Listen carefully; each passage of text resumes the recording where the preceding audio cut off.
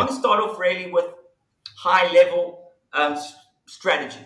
A question that came to us in various formats is basically, is Microsoft killing SPLA?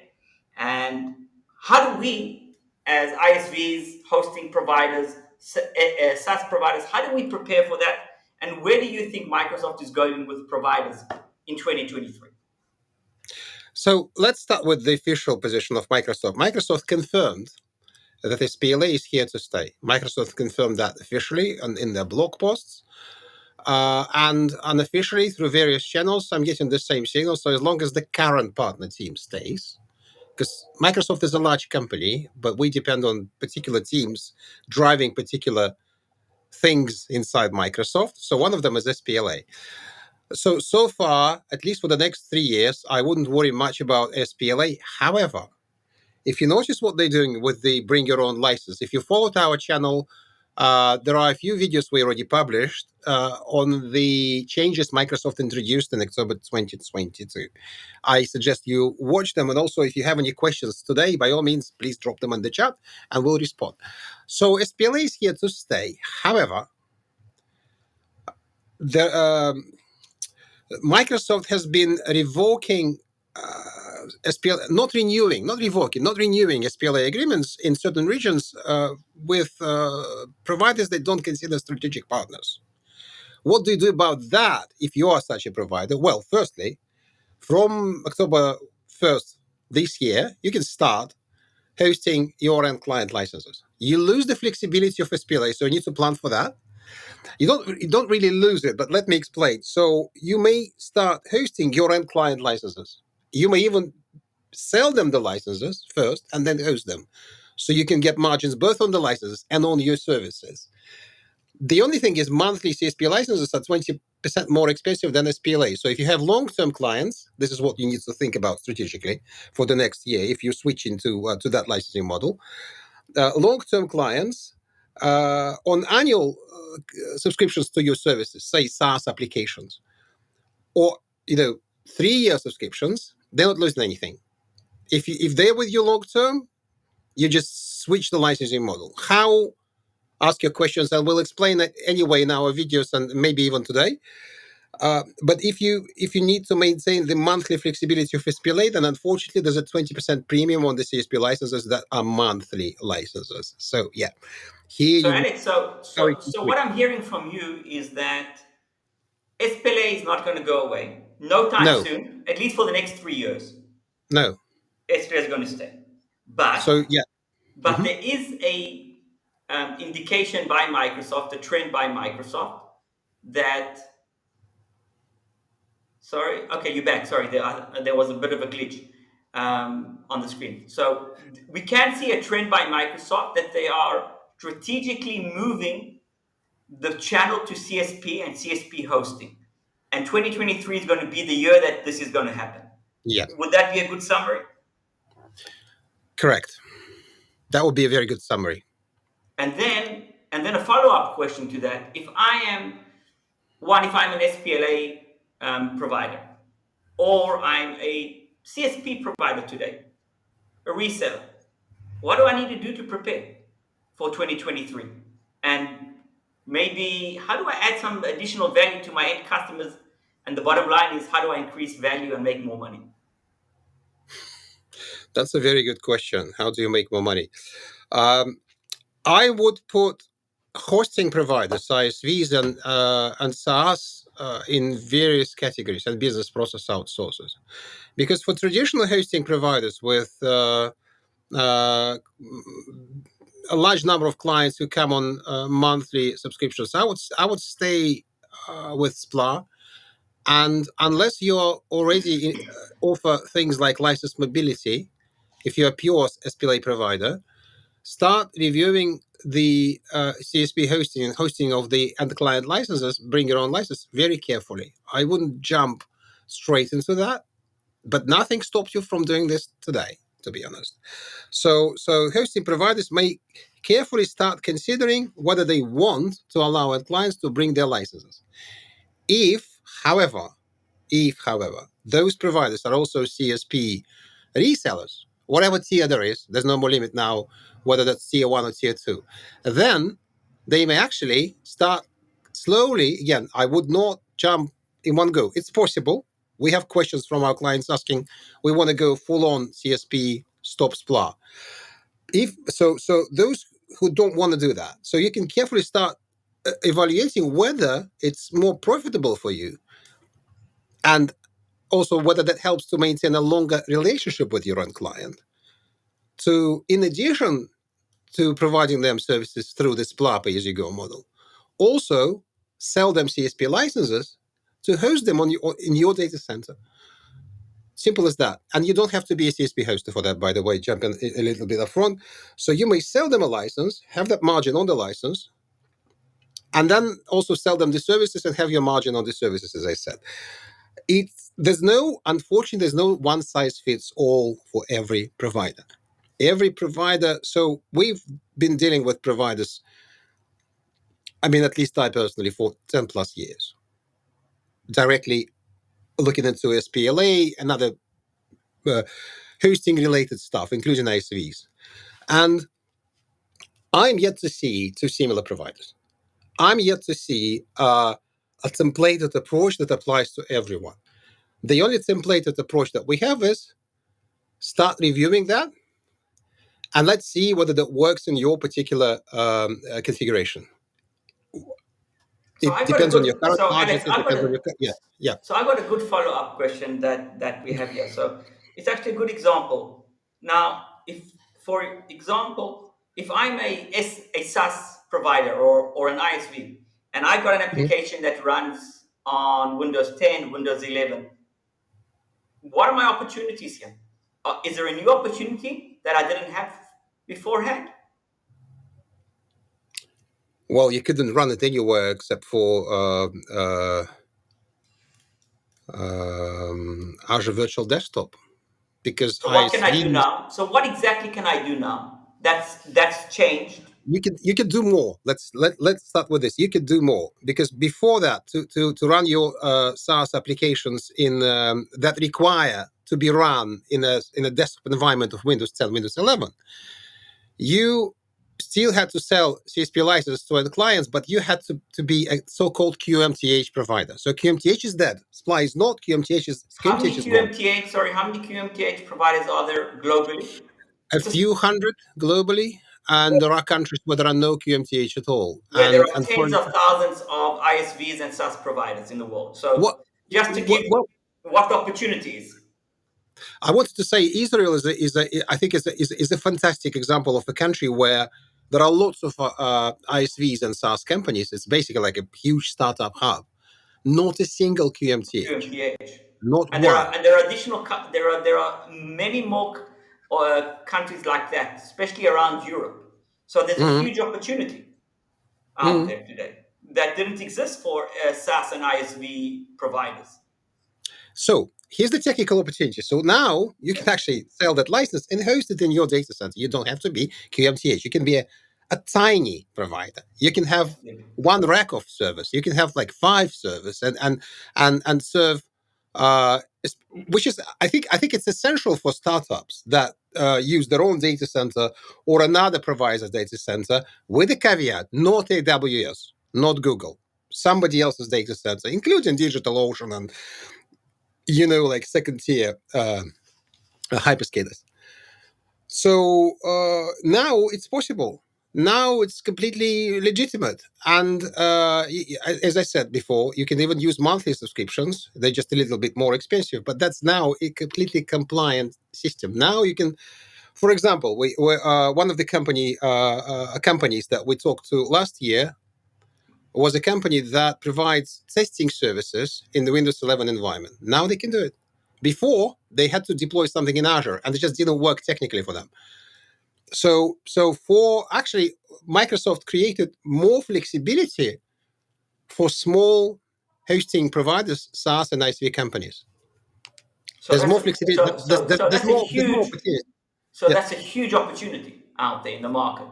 Yeah. To evolve and to offer more services and at maybe a higher margin, because now that you can provide the full service to your end customers.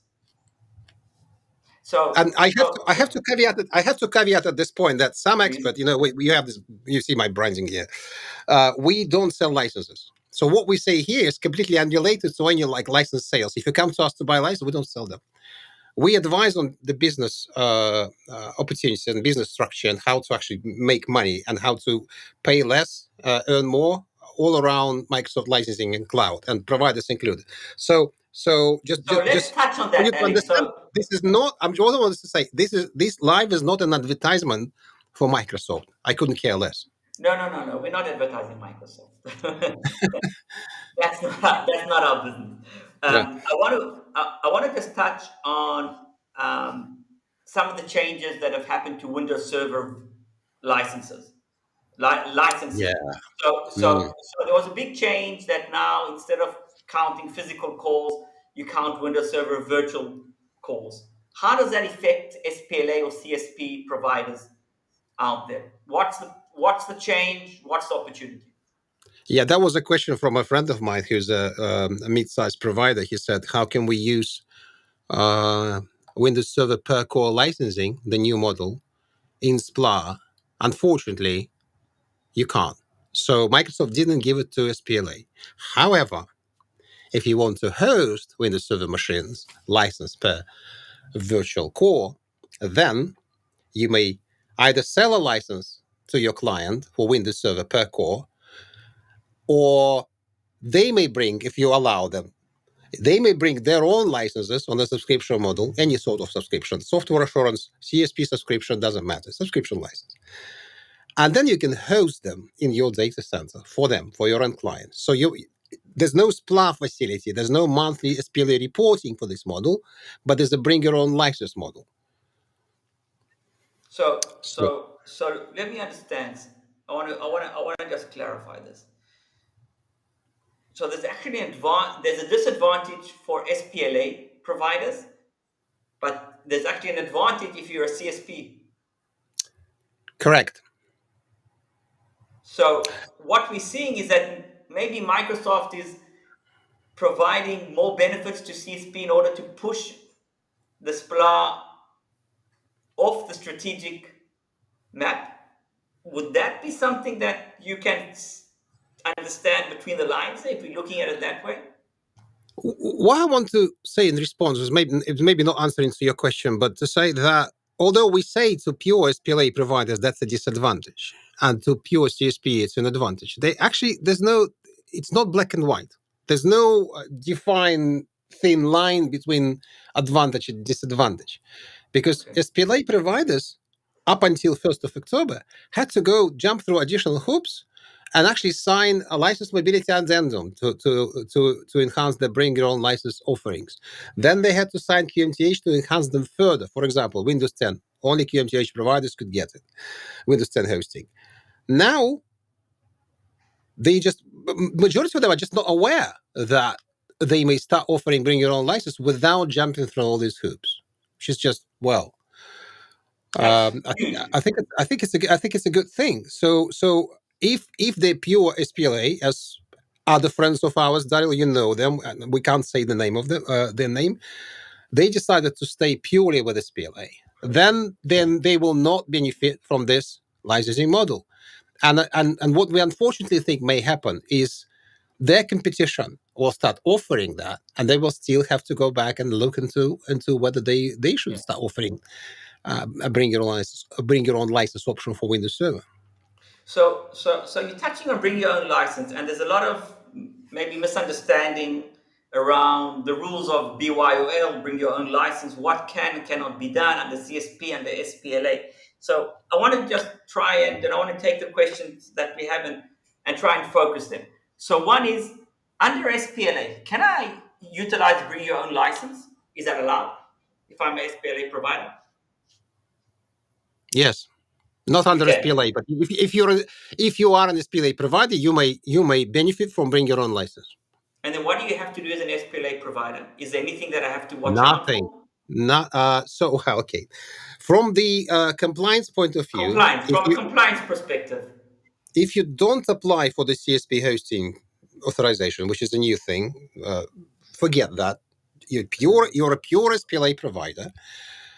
There is actually right now, which may change, right now, there's a vacuum around whether you need to verify end user licenses and whether you need to report them. So there is no verification obligation right now, and there's no reporting obligation. However, those providers that we work with, we advise them right now to start verifying licenses anyway.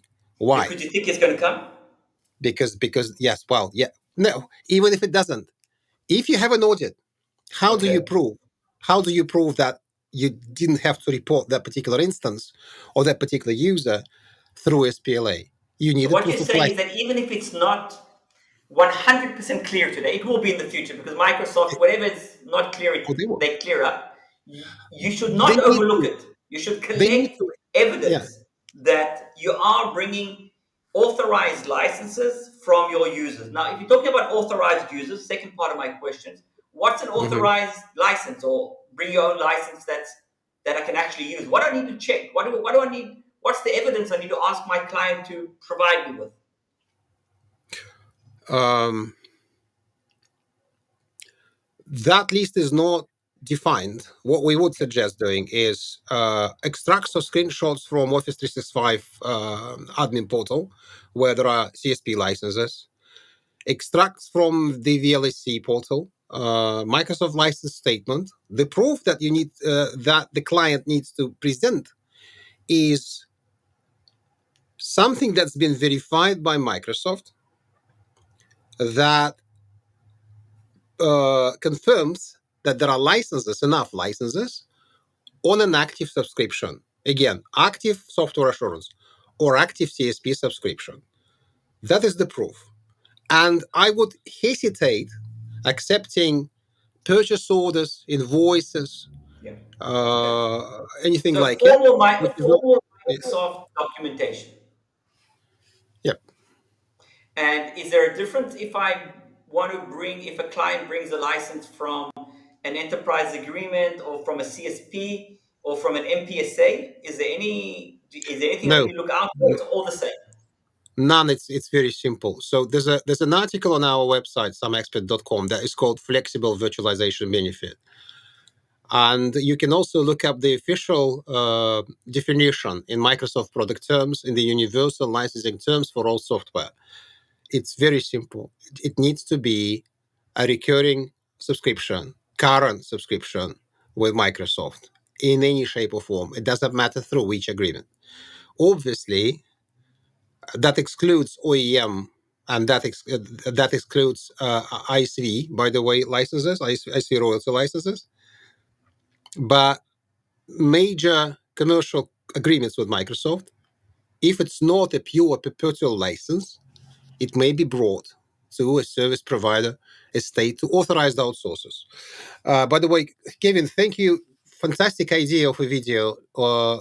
Yeah, we'll certainly put it into the pipeline.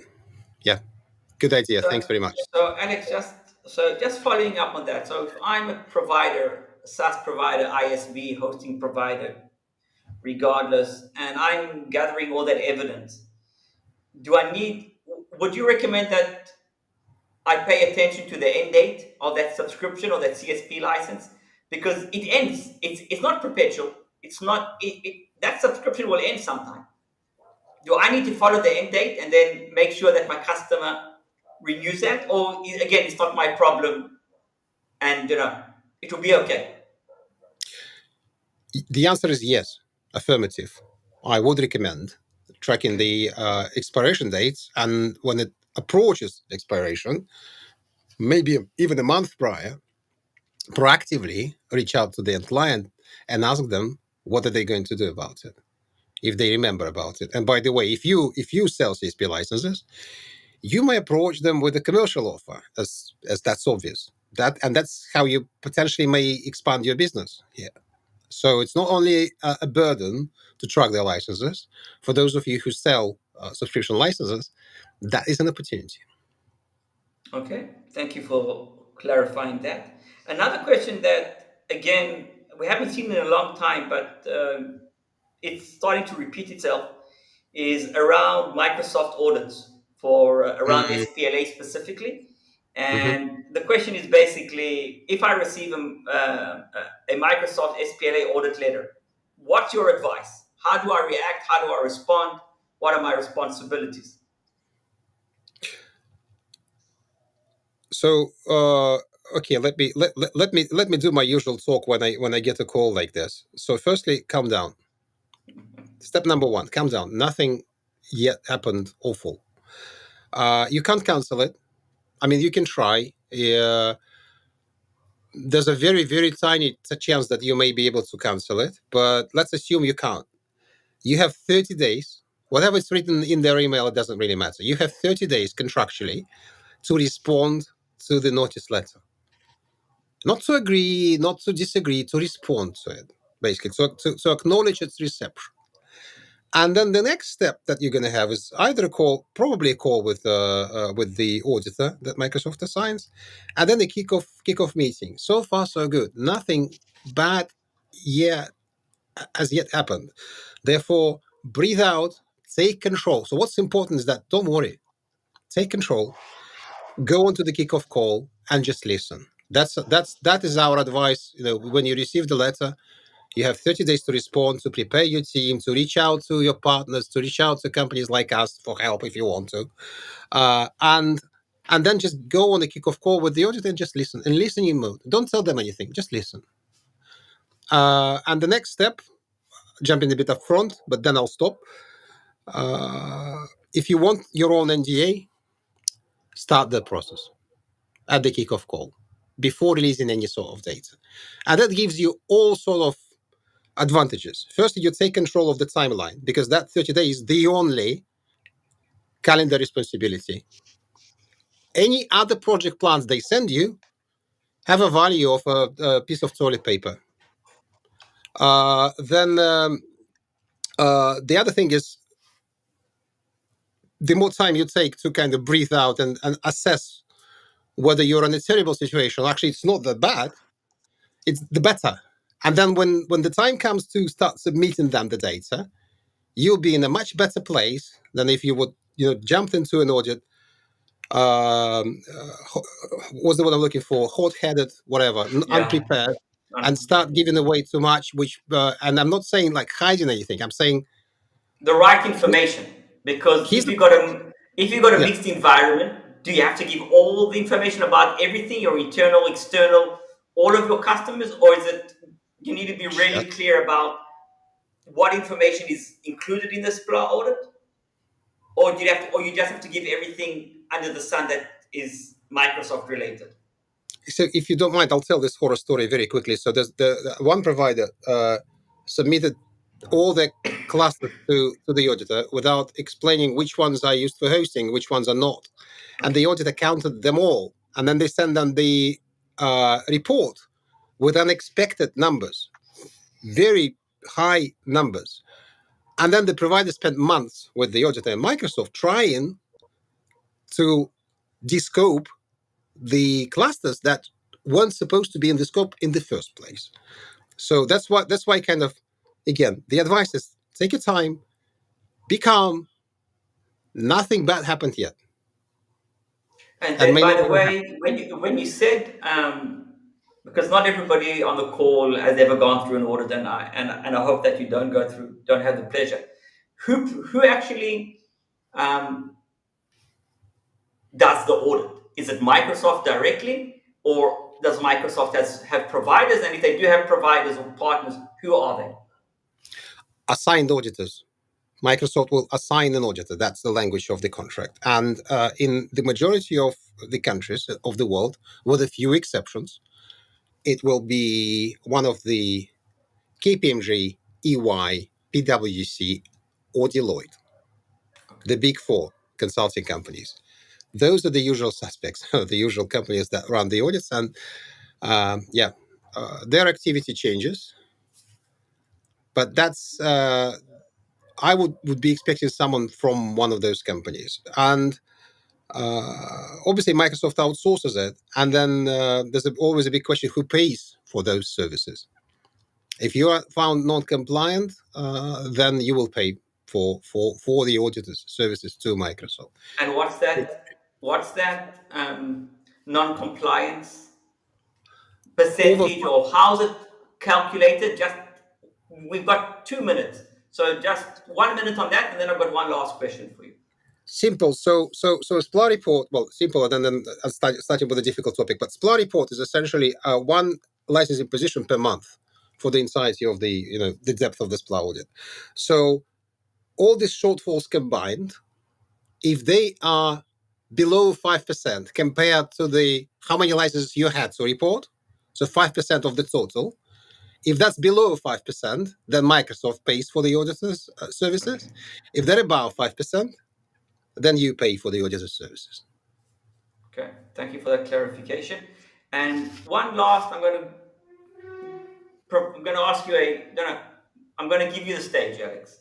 If you're looking into 2023, what do you think is going to be the biggest opportunity for SaaS, ISV, hosting providers around the Microsoft platform?